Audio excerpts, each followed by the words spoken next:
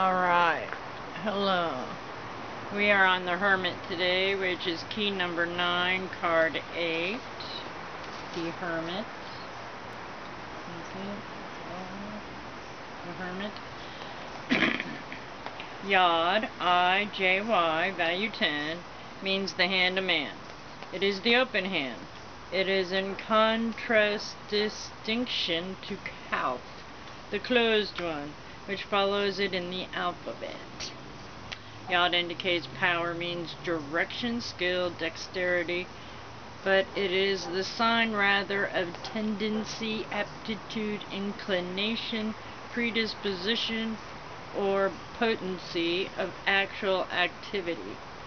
The religious symbolism of the world, the open hand, is everywhere and at all times a type of beneficence and of the freedom of the Supreme Spirit.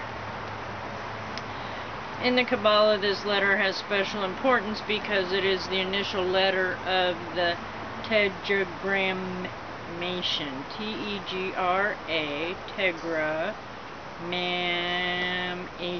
M-M-A-T-I-O-N, T-E-T-R-A-G-R-A-M-M-A-T-O-N, I-H-V-H. The initial letter also shows the word I-G-H-I-D-H. Yekhidah, Y-E-K-H-I-D-A-H, the term used in the wisdom of Israel to designate the invisible one, the Supreme Self, having its abode or seat in Kether, the crown at the top of the tree of life. Kabbalists, moreover, say that the upper point of the letter refers to Kether, the primal will, while the body of the letter represents the second serapha, Chokma, or wisdom. The sense of touch is what attributes to Yod and the same letter. In Kabbalah, correspond in the function of cotation. It is which sense of touch is particularly active.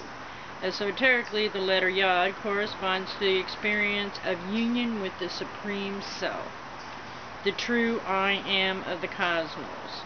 This experience, intensely blissful, is often compared by occult writers, both ancient and modern,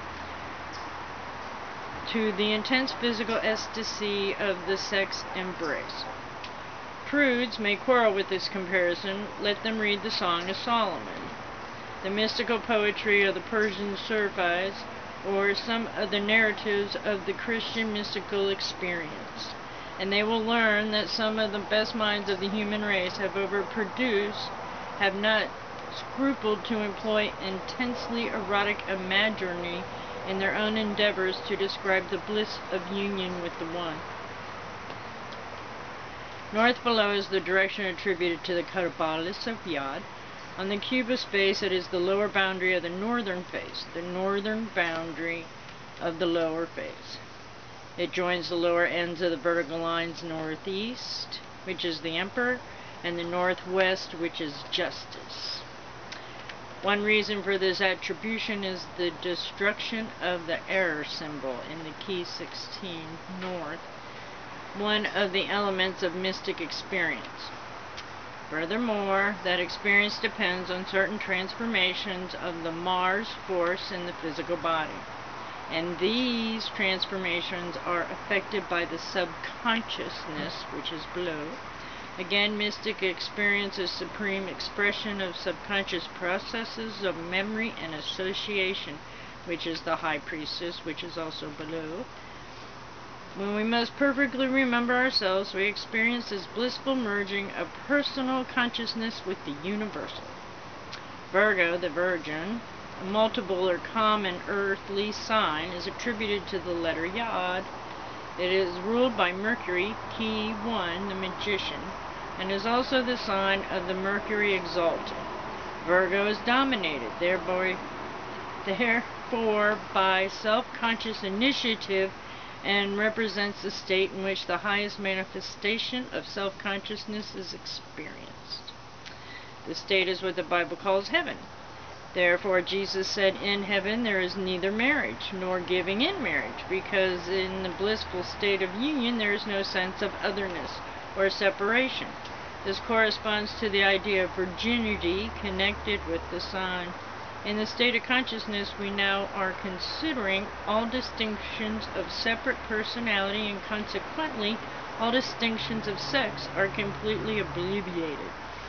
Astrologers say Virgo rules the intestines, where digestion is completed, where the final selection is made between assimilated material and what is rejected as waste. In certain forms of occult practice concealed under the veils of alchemy, the assimilation of the solar energy from food by the lacteals in the small intestines is tremendously increased. To this practice, we may refer alchemical references to the first matter as virgin's milk.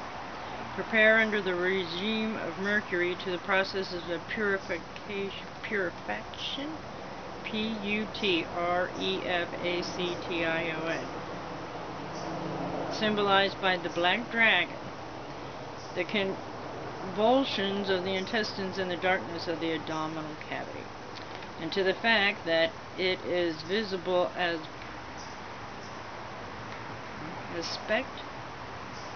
to the fact that its visible aspect, the first matter, is a thing accounted by all men to be the vilest thing on earth.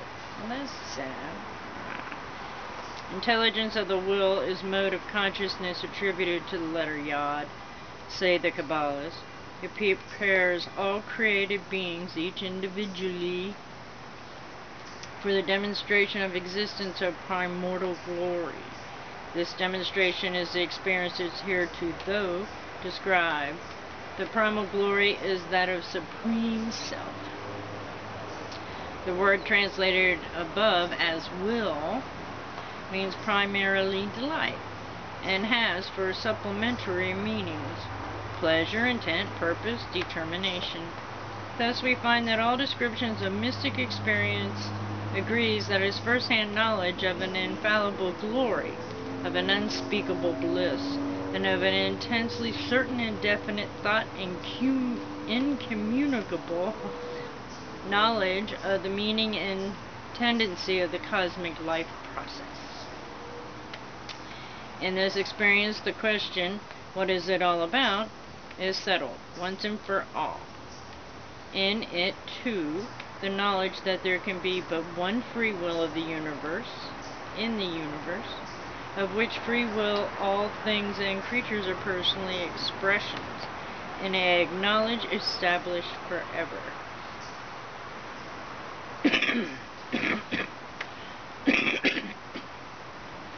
The Hermit is a title referring to a passage in the Kabbalah which says, Yod is above all, symbolizing the Father, and with him is none other associated. A hermit lives alone, isolated. The picture shows him alone, standing on a snowy mountain peak, far above the climbing travelers, from whom he holds aloft a lantern as a beacon. His white beard shows that he is most holy, ancient one, identified with the primal will. His gray robe suggests another Kabbalic title for the One, concealed with all concealment. He is the source of all, yet he is also the goal of all endeavor. Every practice in occult training aims at the union of personal consciousness with the cosmic will, which is the causeless cause of all particular manifestation. At first, it may puzzle you to account for the fact that a letter assigned to a direction north below, should be symbolized by a man standing on a height. Remember the axon, that which is above, that which is below. Remember also that such words as cause, source, origin, etc. are all related to that which is basic, fundamental, and therefore at the bottom of things. Again, 9, the number of this key is the number of the completion, as you have learned in chapter 2, but the same chapter you were told that this completion is inseparable from, and really identified with, the primary idea which begins the process of manifestation. The meaning should be clearer after you have considered the analogies between 9, the number of the hermit, and 0, the number of the fool.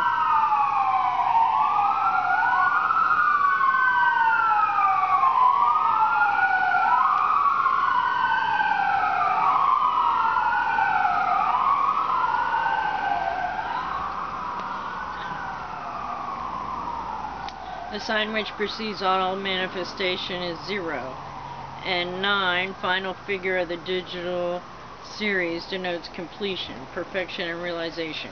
The only perfect being must be the Absolute, and the Absolute is not only no thing, the Fool, but also that which is completely alone, the Hermit.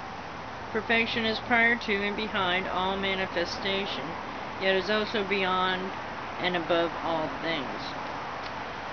9 therefore represents the Absolute as a goal of existence, while 0 typifies the same Absolute as the source of all. Consequently, in the tarot, 0 is a youth, looking upward in the morning light, but 9 is a bearded ancient looking down at night. The Hermit and the Fool are two aspects of which is foundation 9, of all that manifestation. The Hermit is the ancient one above all things, yet supporting all. He precedes everything, and when considered in that aspect is forever young, the Fool. Yet he will continue when all else is passed away, and he is the term of all our hopes. He stands in darkness because of what is behind his personifications of the supreme reality, and darkly incomprehensible to our intellect. The darkness represents also the hidden, interior, subconscious field of the divine operation. The peak wherein he stands is snow-capped because to us the Ancient One is an abstraction, cold and far removed from the warmth of everyday life. It is the light of gold and 6 red stars, and interlaced triangles are symbols of this union. The 6 points of the star also hint at Virgo, 6th sign in the zodiac series. Although the Hermit seems to be alone, he was really the way shower, lighting the path for climbing multiples below. He has no need to climb, hence his staff is held in his left hand. The staff is one of the implements of the magician and corresponds to the archetype of the world. When we reason about it, the cause seems afar off, a cold, isolated abstraction. In truth, it is intimately related to every circumstance in our daily personal experience. It is the substance to power and the consciousness expressed in the least of our experiences. In the source of all our personal light and wisdom, it is the objective of all our aspirations. The Hermit is the supreme will, the cosmic eternal urge to freedom.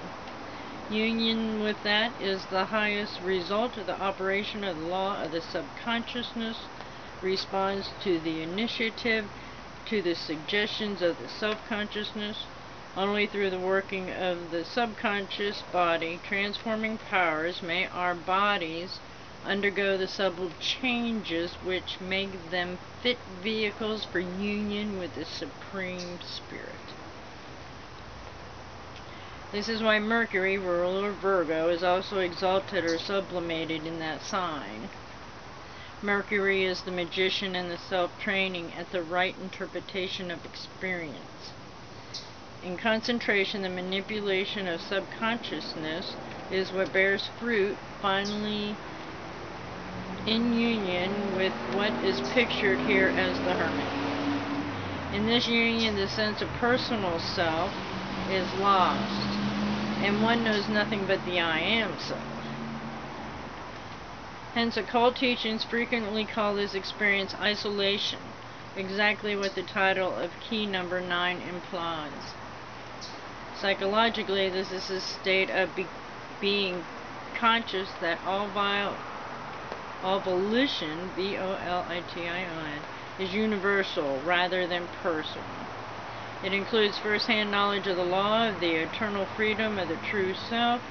This carries with it the perception that the idea of the personal will, that is, of will originating in or inherently in personality must be an illusion.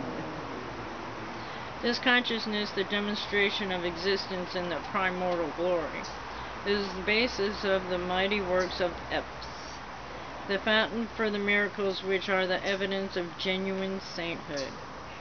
Thus also because of the consciousness of the true basis of all manifestation, the hermit bears the number which Hebrews occultism associates with the basis or foundation.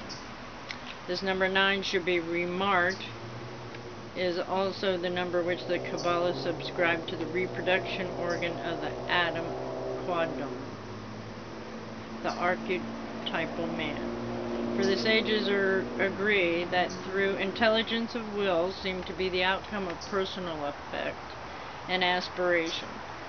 It is really the final stage of work initiated and carried on by the life power itself.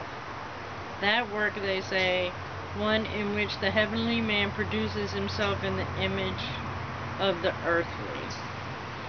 Herein some of the readers may find a clue to the inner meaning of the doctrine of the Christos is begotten, not made. Right? Right.